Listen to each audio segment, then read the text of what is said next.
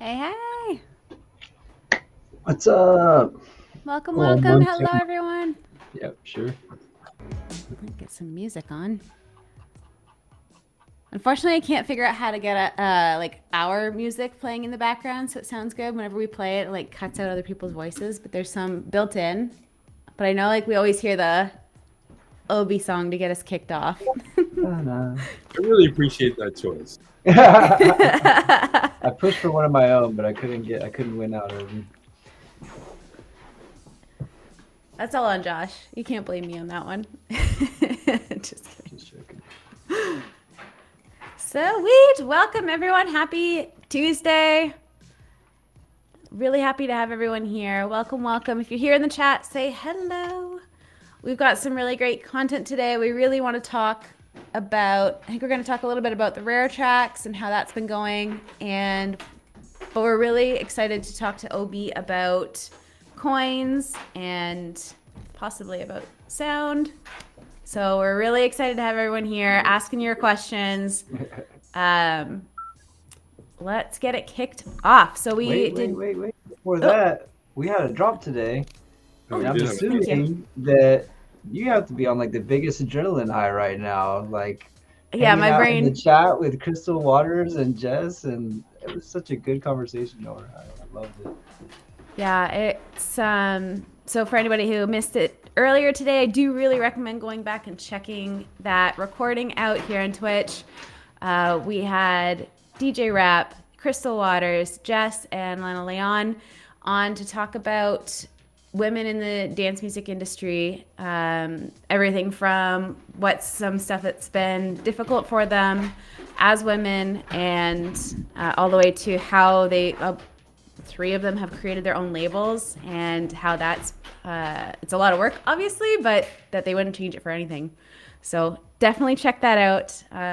Really awesome to hear. Today's International Women's Day, and we've got a whole month of fantastic content coming your way that has to do with that.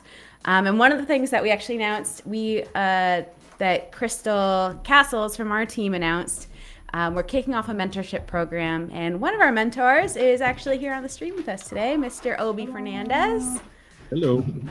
So he'll be one of our mentors for Women in Dance. So please check that out. I don't think it's formally fully announced yet, but coming soon. Yep, we can announce it very shortly.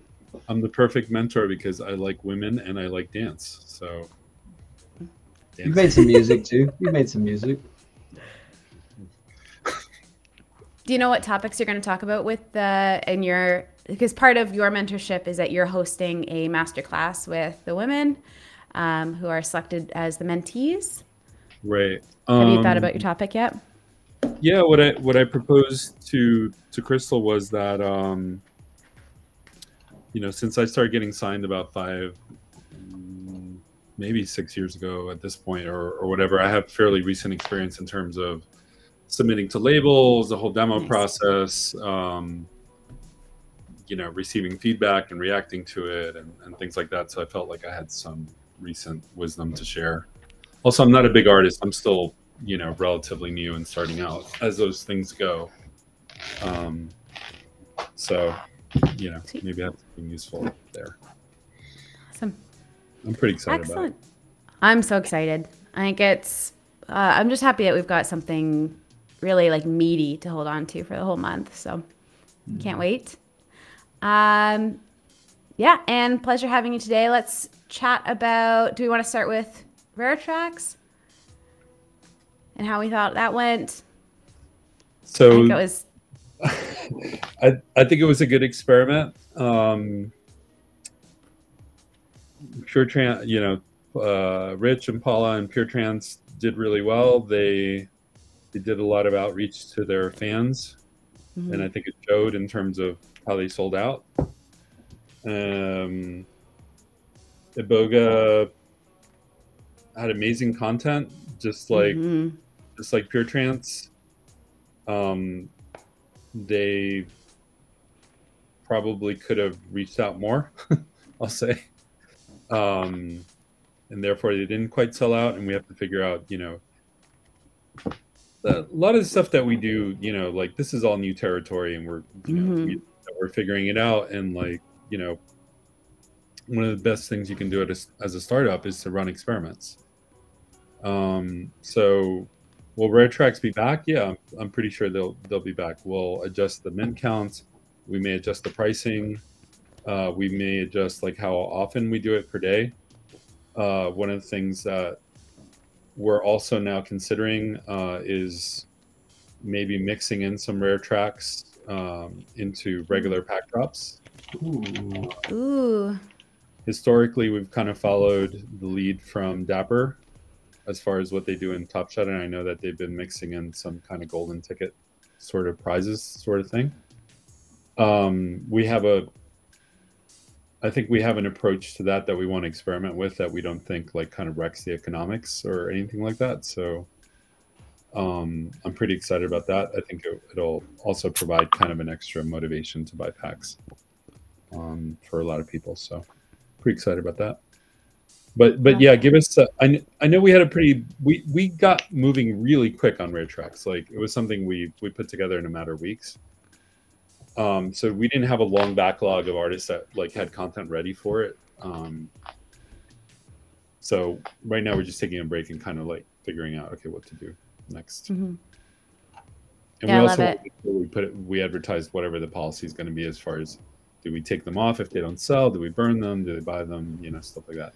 In general, we're kind of settling into let them be on sale for maybe a day, maybe a little more than a day or something like that. And then we'll either burn them or our partner will buy them, you know, for their own use to give away to fans. With the frequency drop that didn't sell out, and I apologize to the community for having that pending for so long, but the frequency guys are really good guys.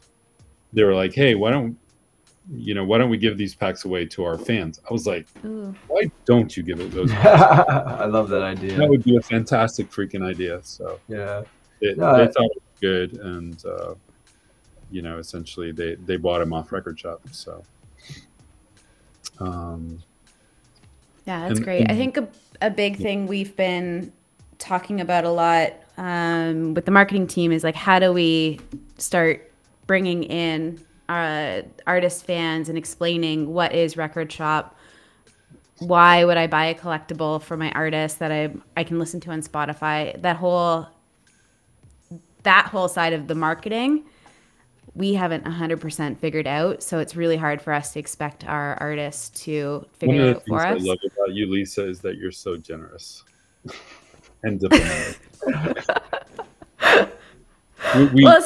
We have not figured it out, but to be fair, no one's figured it out. I was on a Twitter space with the CEOs of Sound, Mint Songs, Catalog, and Audience. I think one more.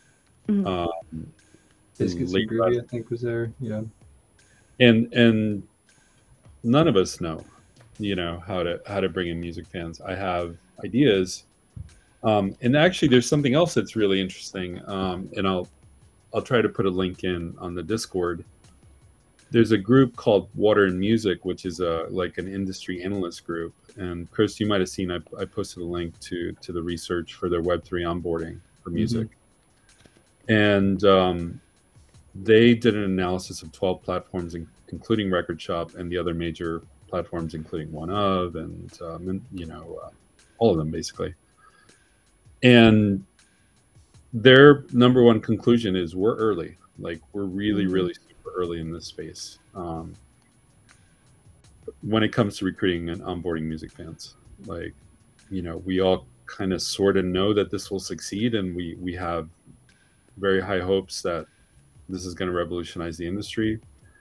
I'm having phone calls almost every week with the top 3 major labels. They're very interested. They're poking around. They want to invest. They want to experiment. They want to get some of their artists up on platforms like Record Shop, and we'll have announcements about that hopefully in the next couple months. There's a lot of interest, but no one really quite understands how to really make the message hit home for consumers in a way that they understand. And the reason can be explained. I found it very useful from that Twitter space that one of the other CEOs said, you know, when it comes to artwork as an NFT, people are used to the idea of buying a painting and then you hang it up on your wall and it's like something that you own, that you know is unique in some way, right? Like either it's a one-on-one if it's an original painting, or maybe it's a very limited edition print. You have it, it's passive, it's something that you own, you can maybe sell it later. Like that makes sense, right? So from the perspective of buying artwork as an NFT, the consumer doesn't need a whole bunch of education because they already intuitively have a mental map of what it means to buy a piece of art and own it and have it be limited edition, and maybe they sell it later, right? Or maybe they just keep it. Not the same with music. That's not the way that you consume or collect music, you know. Most music fans, I would say, are not collectors unless you count their MP3 collections, which is not something that young people even do anymore. I look at my kids and they just stream everything. I look at my 13-year-old who has no money and he just plays everything on YouTube, right? Look at my older kids who do have money and they just play everything on Spotify. If they're not playing it on YouTube, because I've seen them do that too. So those of us that are a bit older are maybe used to having hard drives full of MP3s and stuff like that, and we collected them. But many of us, and I admit I did that too, like we pirated stuff, you know. To the extent that many of us like actually spent any significant amount of money buying music, it's because we were DJs and buying it off Beatport, you know, Right. to play out and stuff. And I've certainly spent a lot of money that way in the last 10 plus years. But before that, like you got to go back 20, 30 years, which is ancient history at this point, where anyone was like actively spending serious amounts of money on their record or CD collection and like showing it off to their friends or thinking it might have value someday. Sure, there's people that buy vinyl, but that's not a mainstream activity, right? And it's also an activity that's quite expensive. If you've gone into a bookstore nowadays, or you know, wherever you can find kind of mainstream vinyl being sold, like you're paying like $40-50 for a White Stripes, you know, or even a newer, you know, kind of record. And it's that's part of what got us to do Record Shop in the first place, you know. Like, okay, consumers have this idea, at least some consumers have this idea of buying something as a token of fandom, because there's not really much rational reason to pay you know, $40 or $50 for the latest Beyonce record. That like that's a collectible item. That's a thing that you're going to show off, right? And the dirty little secret of the vinyl industry nowadays, because there's such a cash grab going on with vinyl, is that a lot of that music that is being put on vinyl is not even properly mastered for vinyl. Chris, I don't know if you've seen any blog posts or news about that sort of thing. No, I didn't even think about that, but it makes sense. I know how important and meticulous it was. You can hear the difference if you hear any vinyl track compared to like the modern loudness. Like, yeah, it wasn't an accident that they were so quiet. No. Like you seriously, if you're going to record music and prepare it for pressing onto vinyl, you're supposed to actually like master it differently. Like it has to go through a whole process, so it actually sounds good on the vinyl. Otherwise, it sounds worse than a CD. You can actually damage the machine if it's poorly mastered. Yeah, and you don't get the kind of dynamic range that is the whole reason you want analog to begin with. The sound profile. So anyway, that's a rabbit hole we could probably spend. But what were we talking about? I lost track. My ADD is flared up. Yeah, just moving from like you know, that idea of like owning and holding things is like something we've all experienced, but like you mentioned, is a lot further removed than maybe we anticipated just by time, right? Right. So there's a couple of things from that. One, not that we've ever said any differently, but this is a 5 to 10 year project. This is a long-term project, and that sets us that makes us very, very different than an NFT PFP project, or, you know, pretty much almost any other NFT project that's out there. There are NFT projects for sure that are trying to make like a long-term difference, but a lot of them are clearly just cash grabs. And if you are trying to put some money in and take it out quickly, like this, we're not the right place to do that, right? Like, if you're here, you should be here because you believe in this team. You want to go along for the ride with us, you know. And the way that I see a lot of our hardcore players engage with us, shout out to Midwest NFT, shout out to Sociotechnica, like literally take hours out of their day to like prepare ideas, suggestions, advisory. Like, I should be paying these guys consulting fees.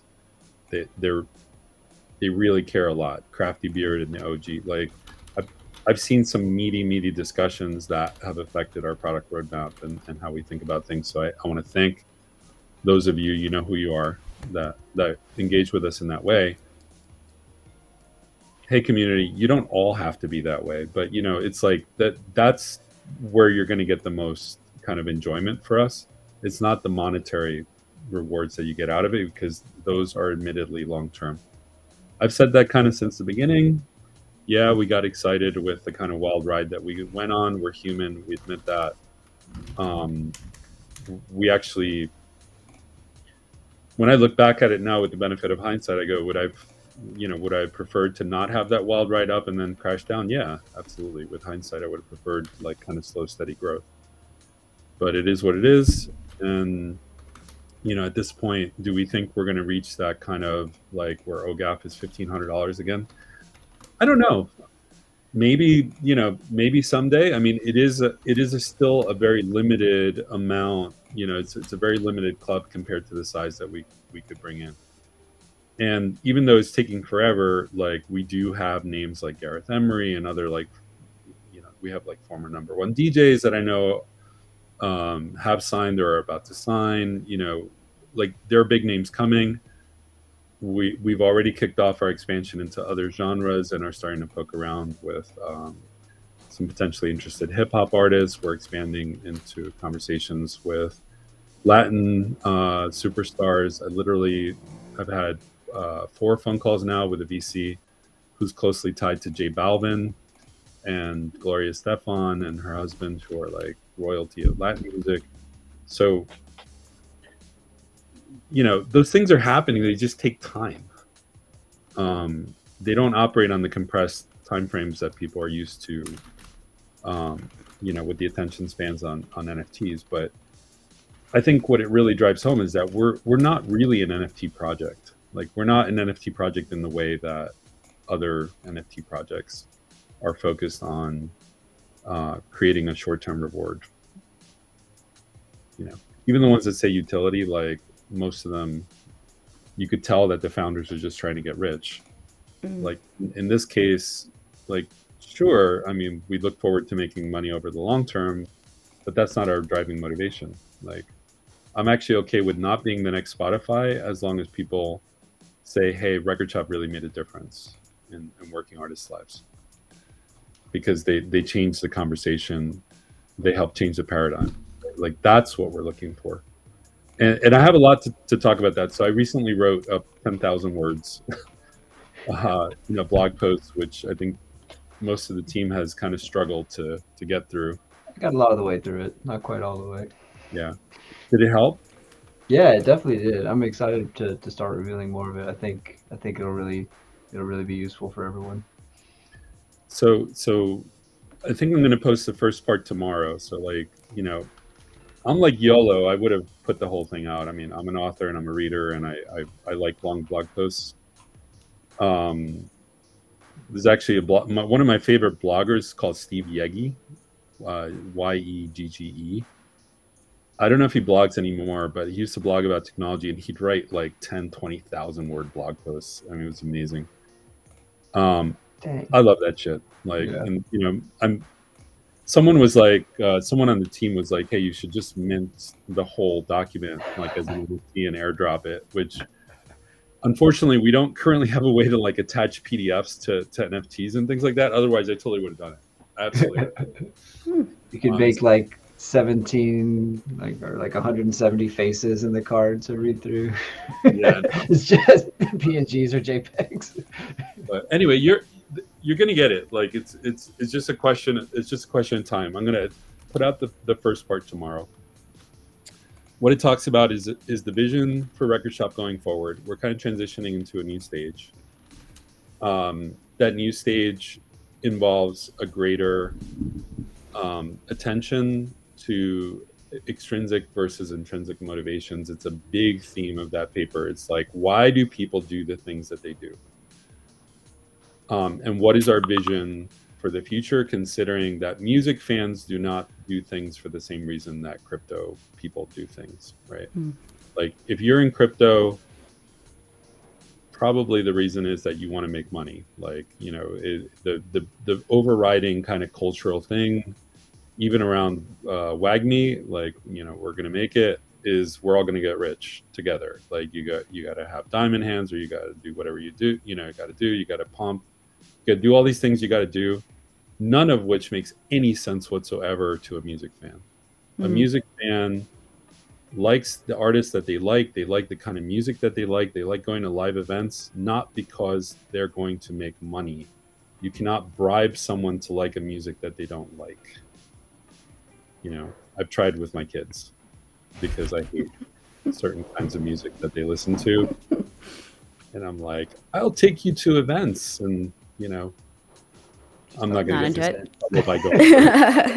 But anyway, yeah, no, you can't like motivation, the intrinsic motivations that give you satisfaction and just kind of personal enjoyment of music, whether it's by yourself or with friends.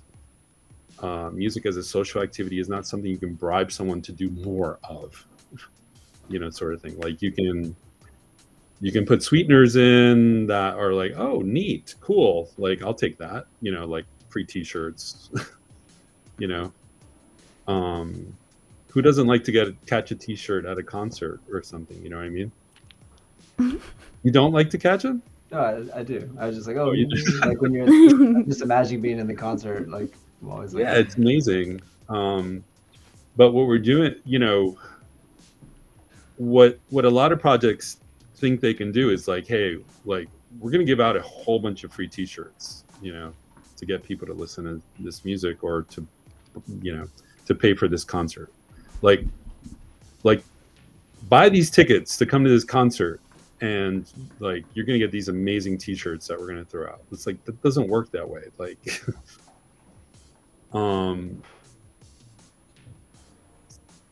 doesn't work. But what does work, and you know what we get into heavily, is incentivizing like a degree of competition around who can be the most awesome fan, let's say, you know, for a particular artist, who can who's the biggest patron, you know, to use it like an old school word, like in the J.S. Bach, you know, kind of sense. Like classical music, you know, used to be made for rich people that would pay for it, right? And that's kind of the historical norm. Like the modern system of recording, where people, you know, are able to make money from music, is a modern phenomenon that we kind of now see as not necessarily sustainable for most musicians.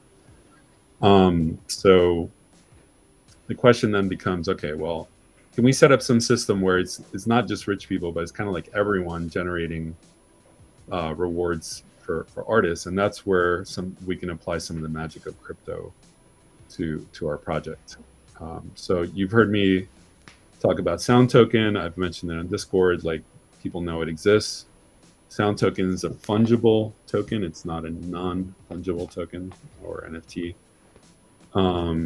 Sound Token exists currently. There's 2 billion of them. We have tokenomics. We're in the process of rolling out information about that. That's part of what's in this big blog post. In those tokenomics, we talk about the fact that there's 2 billion Sound Token, the split, you know, how much is going to the team, how much is there for content partners subsidies, how much is there for stakeholder rewards, which is something I want to talk about because it's super important. How much is there for the ecosystem, including airdrops to people that we like? So if you're a player and you're in the audience right now listening, you've got to ask yourself, do we like you? Because if we do, then you might have something coming to you. What else? Yeah, so Sound Token is a token that already has value because we've been selling it in a private sale. We've sold millions of dollars of it to investors. That means that with the tokens that we have that we control, we can give them out as awards to artists on the platform. And when you consider that Sound Token is the raw material that goes into making our NFTs, it means that we have control over supply and demand over on the platform. So like essentially, we're using Sound Token as the vinyl that goes into the vinyl records or the plastic that goes into the CDs. It's not meant as a speculative thing for, I don't feel like Chris likes me. Who said that? Sorry, I'm feeling professorial because I'm like giving all these talks or whatever, but like, you know, stop me if I'm rambling or if it's not making sense. No, I'm enjoying it. Yeah, we're just like I just don't know listening. who Ed 101 is. So, Sounds like somebody I don't like. Okay, so let me back up for a second. So this has been part of the plan since the beginning. Like essentially, I think there's too much music.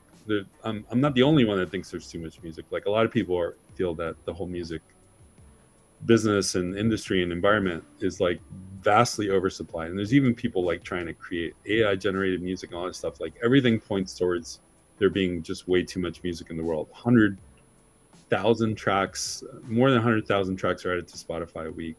I think it's actually significantly more than that now. World doesn't need another place where you can like freely upload music. You know, like there's already DistroKid and all the other platforms where you can pretty easily put up whatever shit or whatever good stuff, you know, or whatever copyright infringing thing that you want to put up, right? Like I don't want to reinvent another platform like that. I've never wanted that. I also don't want to be a super snobby exclusive, like you have to be part of the club or know the right person platform like Catalog, like Sound XYZ is right now. Like, you know, I don't know how they're planning to open it up, but I can tell you how I'm planning for us to open up.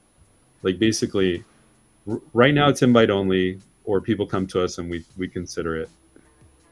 We're working right now on self-service tools so that people can kind of go through their own self-sign-up experience and create their own record shop collectibles. However, and this is a huge however, in order to mint those collectibles, they have to provide Sound Token.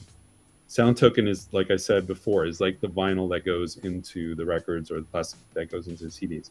It's the money you have to pay to mint the NFTs. We don't believe in free minting whatsoever. I think free minting is stupid. And in fact, that particular aspect of this whole thing is being discussed in Ethereum circles and is what some people are starting to say is the reason to have high gas fees involved with NFTs and have minting costs and whatnot.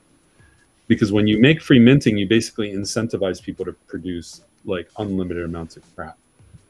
And it clogs up everything. It creates curation issues. It creates copyright infringement issues and pirate, you know, and like all sorts of bad behaviors and bad incentives. So number one, we require sound as a form of minting cost. Now, if we know that you're a legitimate artist because like we look at your following, we look at your, you know, that you actually have music out and whatever, we have a huge content subsidy pool, like hundreds of millions of tokens, like we'll give you some, no problem. Here you go. Use it wisely is what we'll say to you when we give you that token. Use it wisely means like, don't just shit out whatever you have like right now and make a, you know, gazillion releases and just dump it on the market. Like that's dumb because we're not going to give you more. And if you do that, most people are either not going to buy it, or if they do buy it, somehow they're going to burn it. And when they burn it, you're not going to get the tokens back. Okay. Now, what happens if there's someone who, let's say, is kind of more of an up-and-comer or doesn't have a following, or we just decide we don't want to give you our sound token as a subsidy because we don't know about you, whatever. That's where the fun part starts to come in for the community. Like basically, we're going to let you, community, role play, not you, Chris and Lisa, community team, the player community, role play with real life financial kind of consequences, whether you want those people on Record Shop or not. It's almost a form of governance, right? Like you'll be able to take your coins that you have on the game and basically turn them through our platform into sound token for them to be able to print, to mint collectibles. And then if you support that artist, like basically you're functioning as a form of A&R, you'll be able to band together to create organizations that do this. And you'll also be able to form promotion teams. So you can pump that artist. You can like decide that you want to try to get them signed up. You want to, you can try to lobby, to get collaborations between them and established artists through game mechanisms on the platform that we've talked about. You can try to get them shows, stuff like that. And essentially you're a stakeholder, right? Like if you help the artists that are coming up on the platform that way, you're going to end up with a lot of their collectibles that you own, which means that if you flip them, you'll have a cash reward. We're not doing like a recreation of the record business where it's exploitative and rent seeking and like you have contracts where you take most of their money. In fact, it won't be securitized. Like it won't be the sort of thing where you get a percentage of whatever they own and you just had to buy in at the right time to do it, because that's called security. That fails the Highway test, and that would put us all in legal jeopardy, and the whole thing would come crumbling down at some point. It will be a game in the same way that like Axie Infinity is a play-to-earn game sort of thing. That doesn't mean we're transforming all of Record Shop into a play-to-earn game, because a lot of people are not interested in that. Like a lot of people are just interested in, hey, there's cool music here. It's the future of music. Let's help the artists. For those people, there's other mechanics that are super interesting. But if you're here to make money and also have some cool music and kind of be around cool musicians and whatnot, like there will be stuff for you to do. And the blog post that we're putting out. So the last thing that we're going to put out is the description of sound token tokenomics and stakeholder rewards. Because we're actually trying to get press coverage with some good outlets to talk about that, because we do think it's revolutionary.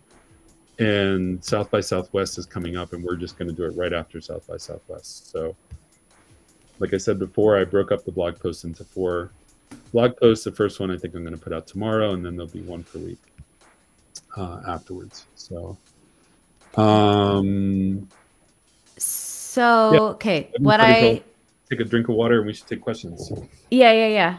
Like, so what I just heard is it's the sound, and I'm just like processing this as I'm talking, so this is going to not come out very well, but sound is almost like the opposite of what, and I'm going to pick on Royal, but what Royal delivered, where they sold this thing of like, oh, you can buy into this artist NFT, you're going to get the royalties from that. But this sounds completely opposite, because it's now we as users get to say, you look, other than the people at Record Shop already bets and says, yeah, you are a working musician. We get to now say, oh, I like this person. They're doing some cool shit. Let's rally. Let's get some sound. Like, let's do that as a community.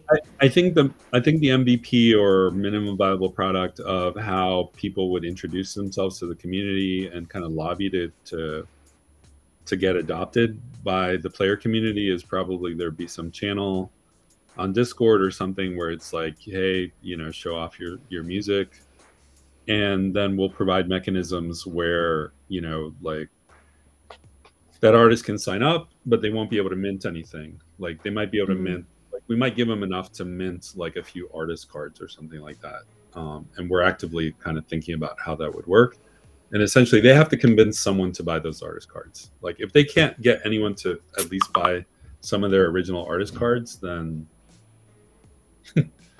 that's, they're not going to get very far, right? So will anyone be able to mint an artist card then?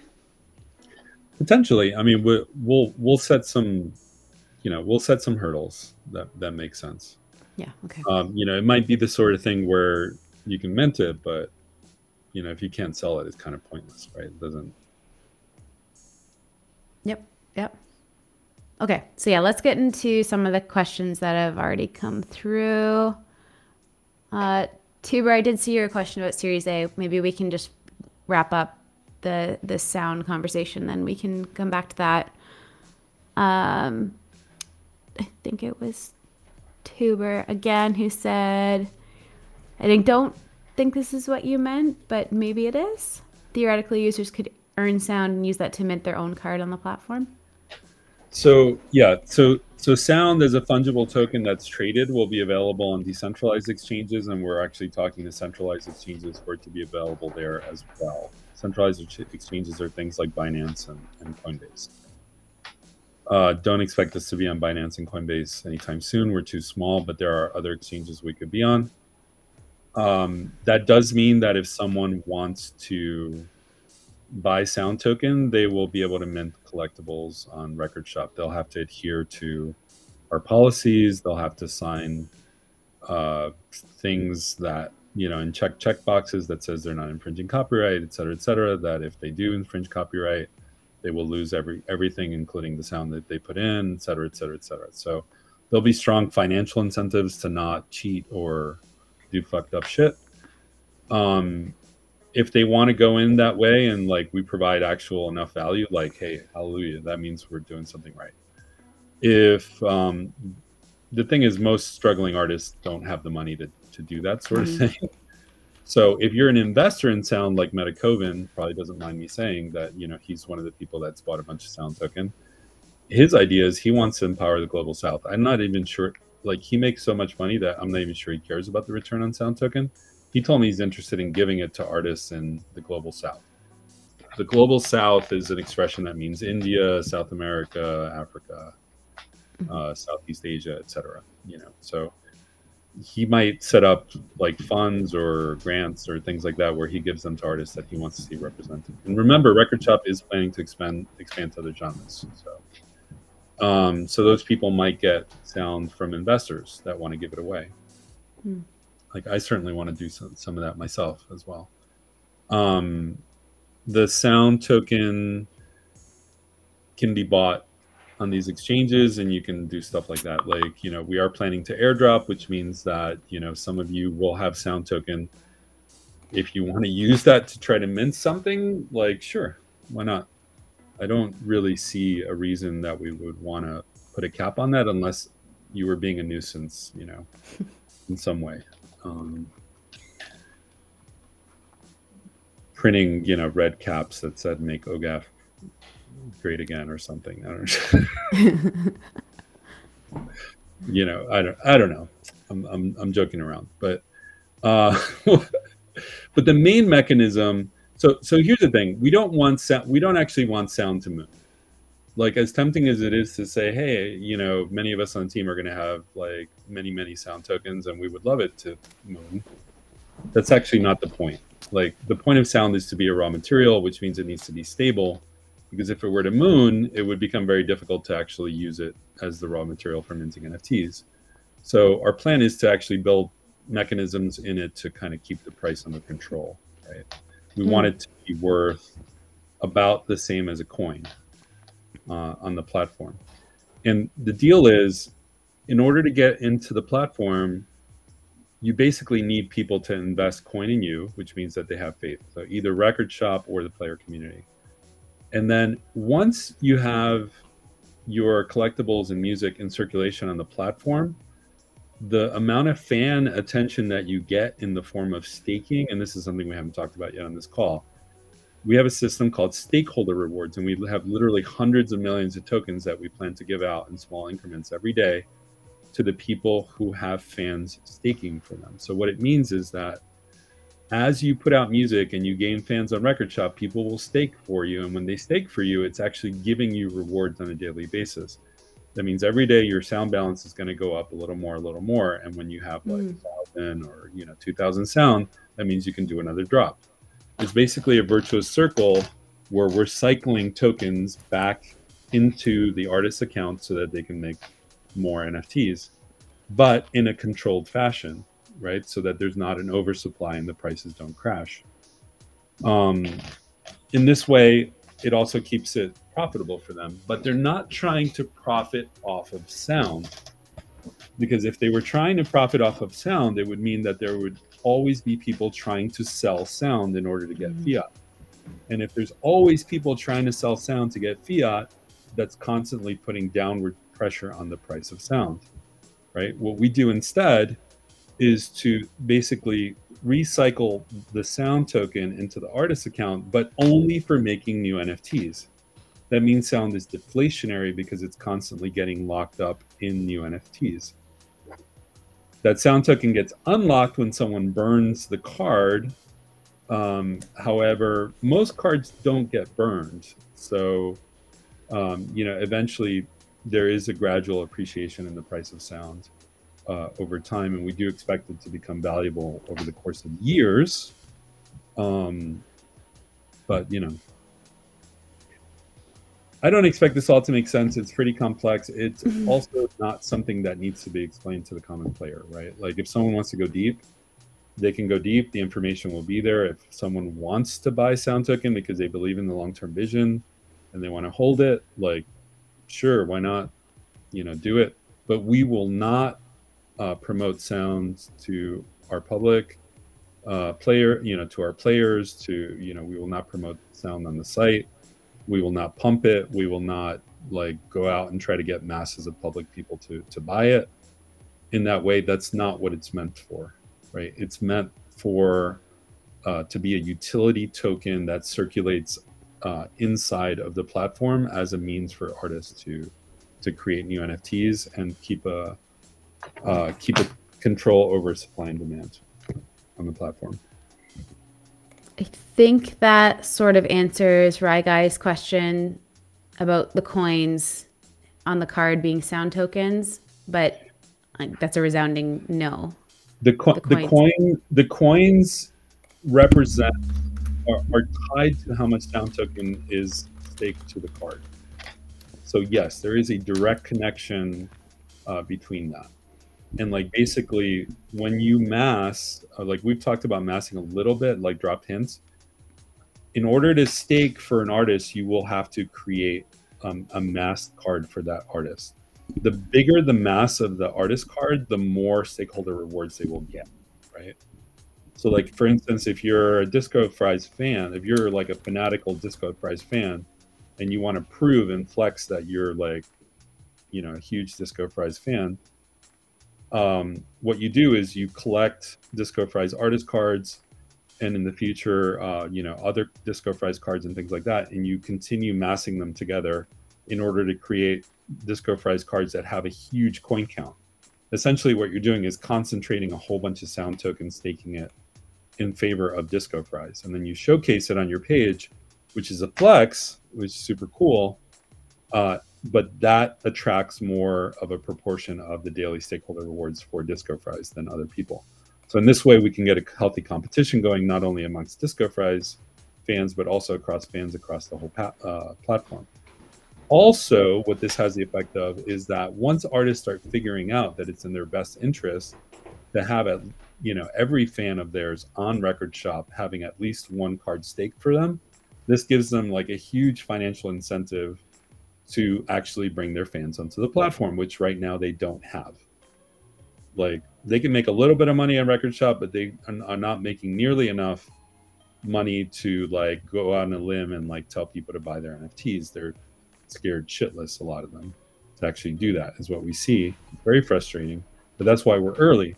It's not accepted enough that they go out and take the risk of actually alienating their fan base.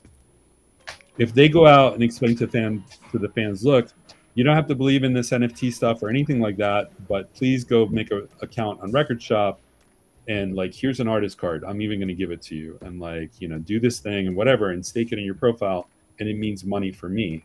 It aligns incentives for them to bring fans onto Record Shop. Of course, some of those fans will be on Record Shop and go, oh, this is kind of cool. I like this other thing. Oh, I like Solarstone.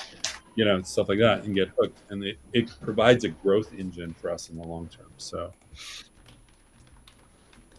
as you can tell, this is not simple and straightforward, which is why it took me 10,000 words to freaking write it out. To summarize it. Yeah. To summarize. I can understand why it would be hard to follow.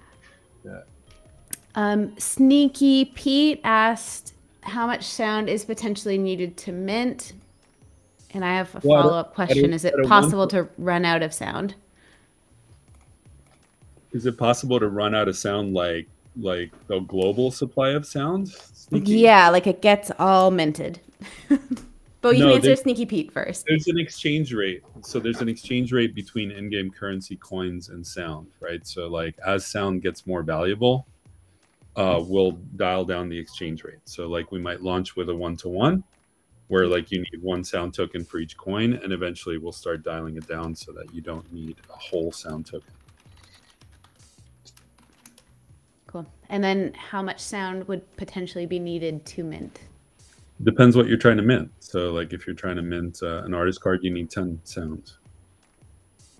Right? If you're trying to mint 100 10-coin artist cards, then you need 1,000. Right. So like when we talk about subsidies to content partners, what we're planning to do is to give them thousands of sound tokens, to be able to mint with. And the software that we've built. So what a lot of players probably don't realize or think about, because they don't really have a reason to think about, is like what you see on Record Shop is 50% or less of the software that we've written. There's a whole Record Shop creator suite that is used by our content partners and artists to like put their collectibles together. We have our own team members that use a lot of that to like actually manage minting. You guys use it for airdropping and making challenges. Say way less than 50%. Yeah. So, the whole interface, like for seeing how much sound balance you have and all that is some of it's written, some of it's in the works. Eventually we're going to flip that switch and you're not going to be able to make any more NFTs without having the right sound in your wallet.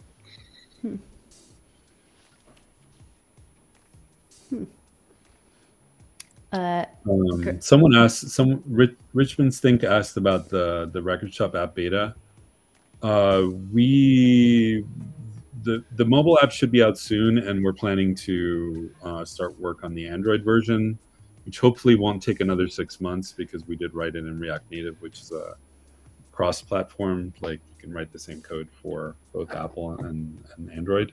The problem is we have only one mobile developer, so he's actually Ukrainian, which means he's been very distracted lately with family over there and stuff like that. Yeah, it's just kind of so hard situation.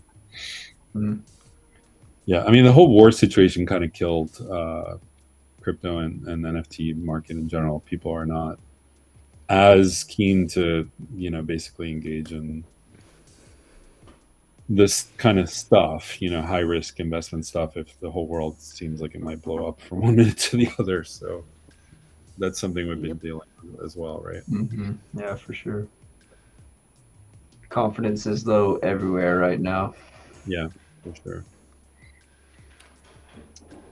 I've seen a whole bunch of questions fly by. So yeah, me too. I'm kind of scrolling back through. Well, first of all, Greyhound just offered if you need some sound to mint Obie, that he'll hook you up. But what is this? Bajan Mandan? I'm butchering names. But they're just asking more about how artists are going to be influencing community members to invest sound in them, I guess. Let me bring up the second part too. I mean, I see that as emergent behavior, right? Like, you need to impress the community, right? Like if someone who's a known entity, shows up, there'll probably be some element of competition to get in on funding them. If someone who's not a known entity, then like you need to do your homework, right? Like, how do you know that person's not stealing someone else's music? Do the research, How do you know that person actually made the music themselves? Like, they probably got to show you, studio videos, history as an artist, performances, DJing. the stuff you would do if you know, when I say role playing an A&R at a label, I'm serious. Like that's essentially like that's what people at labels do, right? Like, because how do you make music? Like, if you're a music fan, this is actually in the blog post. Like, if you're a music fan and you love music and you want to make music, pursuing your passion, and you're Obie Fernandez, you start a music NFT platform. But like, if you're anyone else, you you you either become an event promoter and start throwing down money down the toilet, paying for events, or you become a record label and start throwing money down the toilet as a record label. They're both things that people think will make them money and then actually don't, and they end up doing it for the passion anyway because it's fun. I mean, I'm being sarcastic because I both run a label and do events, and I've lost a lot of money with all of the above. So there are definitely some people who successfully run labels, and there are definitely some people that successfully run events. So Bajan Mendan says, how does this translate to DJs who want to create mixes with already released music? The answer is I don't know, but we're pursuing roster deals with the major labels, and once those come through and we get a little further along, we might be able to do some publishing deals as well, and that might allow us the amount, like some latitude with clearances to actually let people put up like mixtapes and things like that. But do not expect that anytime soon. But it is very complicated and very expensive.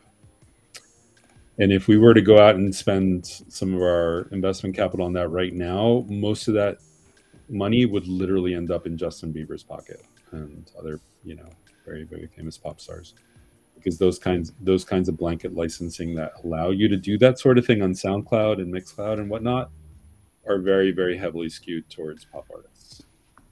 So we don't want to do that right now. I am pursuing. I will say. I'll give you a nugget, just because fuck it. Like, one of the things that I think is really fun, and I'm trying to convince some of our partner labels to do, is like, instead of a pack that has defined music in it, like, why don't you just open up your back catalog and when you open a pack, like, you get a choice of 10 or 20, songs that you can mint. This would increase the number of, first of all, they'd be more unique, and it would increase the number of songs on Record Shop that, tremendously, which means you'd be able to do more things like making mixtapes out of music that you own, that you paid for. So I am looking into stuff like that. It's just not a super high priority right now with all the other stuff. Thanks, Bajan. In terms of mashups and genre crossovers, let's get some other genres on first. In terms of mashups, I would love. I don't know how this would work technically, but like if you had two cards and you wanted to mash them up, like by mixing them together to create like a mashup card and attach a mashup to it and see if someone will buy it. As long as our creator partners are okay with that, like I don't see why not. Like we should do something. That's a cool idea.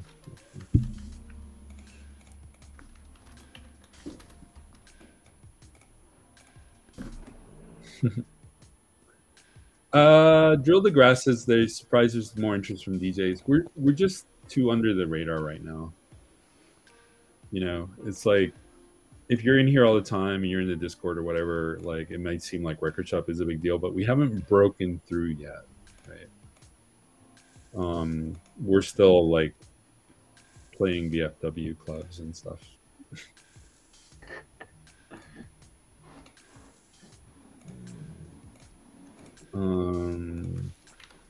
Any more questions, Lisa? I don't see anything, but I think I'm ready to do the OGAF. It's awesome that we got like 44 people here. That's amazing. Yeah, thanks everyone for coming. Big shout out to everyone. It's our OGAF crew out there. And there seems to be more activity in the market. I haven't seen like graphs or whatever, but we put the ticker in and I was seeing that there was like some bigger purchases, and I saw some chatter in one of the Discord channels about some bigger purchases as well. So I'm hoping. So I will say that Gareth and the marketing team have been really upping their game. So props to them. We're a long way from where we need to be still, but we do have reasons to be optimistic. I mean, Crystal Waters, for instance, did a really great job promoting today's pack drop. Like, if you go to her Instagram, you'll see that she had videos and images and stuff like that. We're slowly but surely figuring out what we need to do in order to get artists to actually do the level of marketing that they need to do.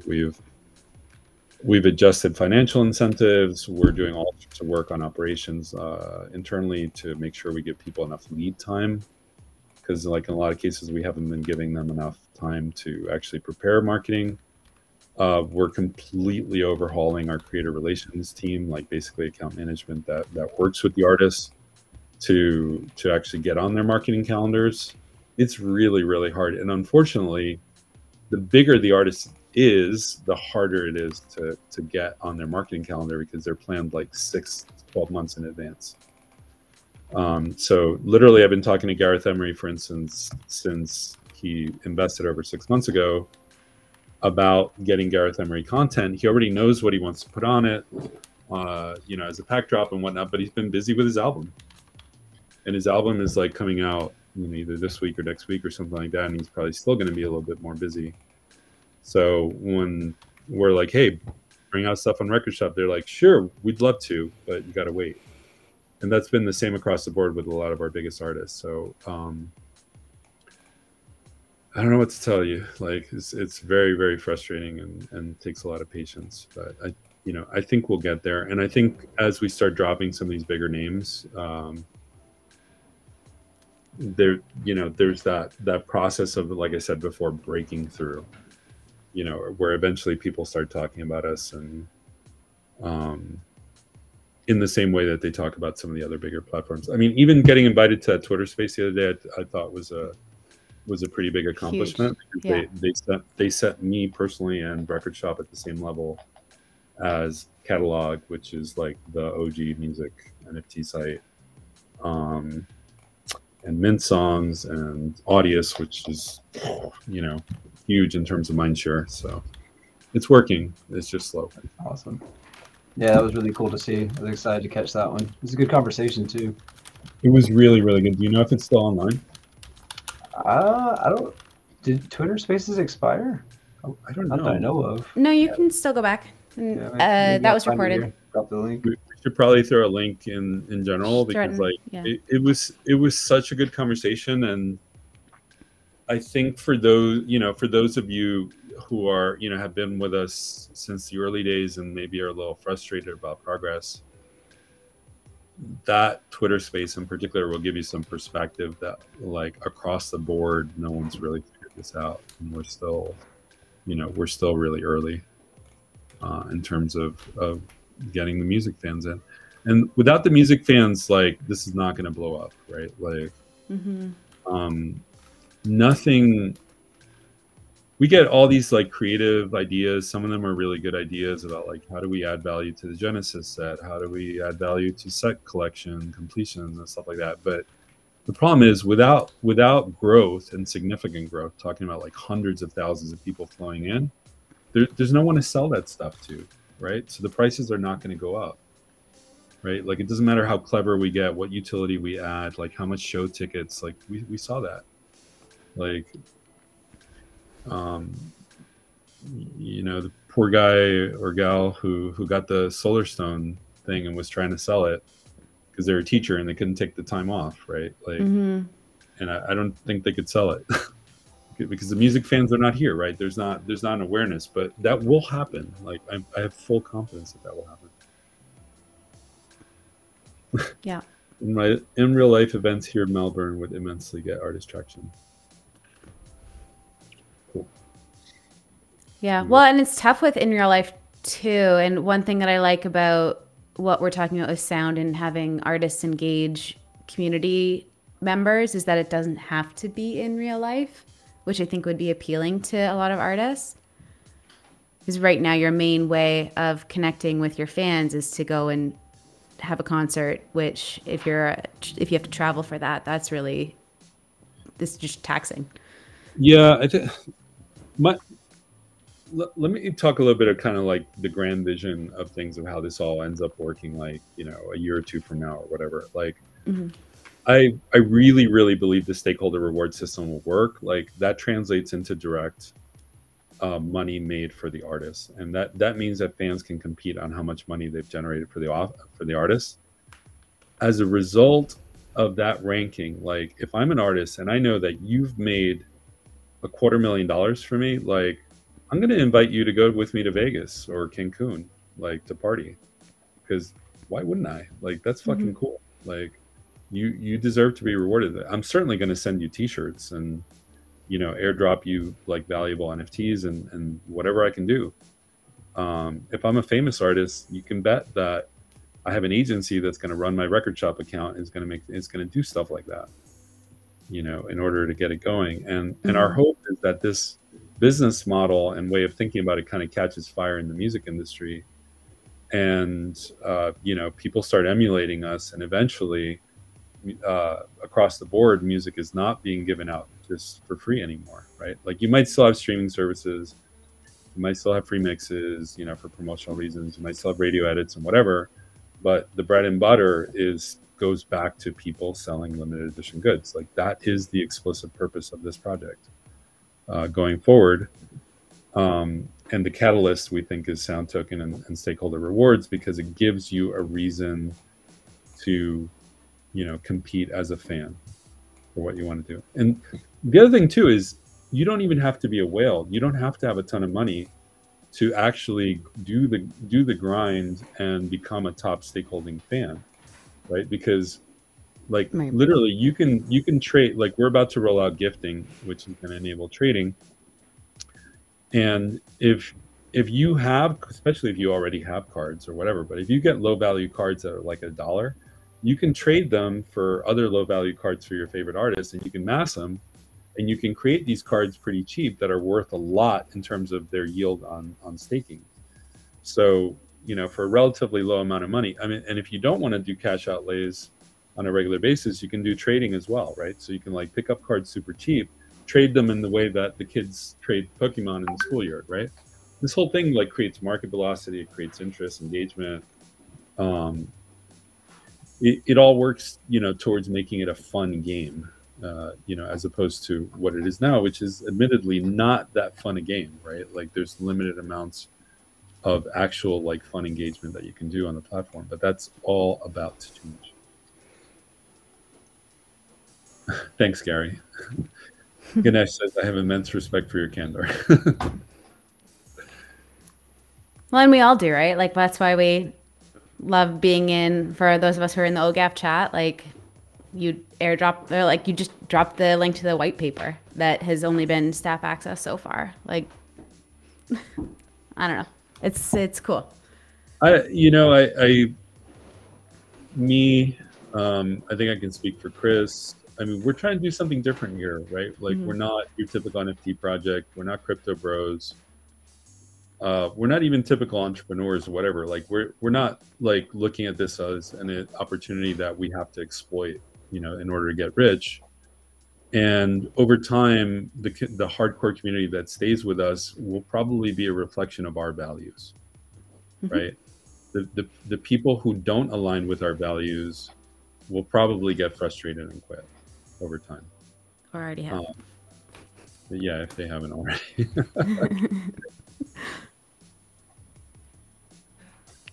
Wicked.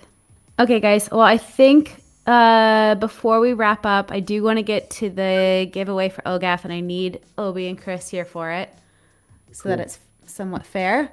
So let me bring that up. I'm going to drop a link to a spreadsheet. So today we're doing something that link didn't send. Today we're doing something a little different than what we've done before. And I'm just, like, gonna try this out and see what y'all think. So we Going for it. that's always what I do, I feel. Yeah. So I pulled all the OGAFs, your OG black serial numbers. We took your lowest serial if you had multiple. And I know we're giving away 20 mini packs, but I've taken 25 users or 25 your OGAF black. And I've listed some of the serials here, and the link to the spreadsheet here will, if you don't know off the top of your head your lowest black serial number, then you can go and look it up in that spreadsheet. So I randomly chose 25. So these are completely randomly chosen. I don't know who they're all related to. I'm going to assume that Obie and Chris don't know who owns which OGAF black cereal. So what we're going to do is we're going to make some teams for our wonderful women. So we'll go back and forth between Chris and Obie, and you'll pick just 5 random cereals, and we'll assign it. The first one to Lana, the second one to Crystal, DJ Rap, Jess, etc. And then there'll be 5 left over, so 5 people won't win. But you were not going to win anyway. So here we go. We're going to give it a go. All right. Just made this up. I have no idea what I'm doing. Yeah, I think we just have to pick a number. Yeah. You're going to pick 5 numbers. Just pick a number. Do I just pick 5 numbers right now? Yeah. All right. I'm going to pick 20. Yeah. I'm going to pick 180. Yeah. 222. 222. Yeah. 232. Where's yeah? 1018. That's it. All right, we'll stop there, and I'm gonna make this Team Lana. Woo! So y'all are gonna win a mini pack. Ooh, ooh. Nice. Okay. Chris, you pick 5. That was easy. Look at that. Yeah. You pick 5 for DJ Rap. Okay, for DJ Rap. Let's see here. Let's do 409, 213, 974, 453. Hang on, I gotta go check my naughty and nice list again for the rest of the last one. And then 681. 681. Sweet. DJ Raps group. Boom. So again, all OGAF were entered to win.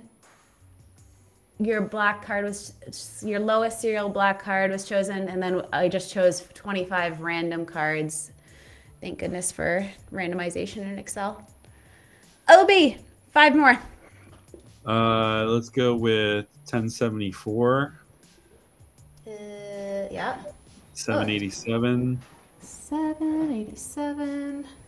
1075. 1075. The one in the top corner is 1090.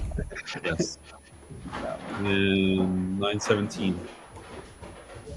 Sweet. Crystal Waters. And I realize I have to take out this Lana one because that would be way more. Or this Lara one. All right. Last one. For All right. I can 5 do more. it.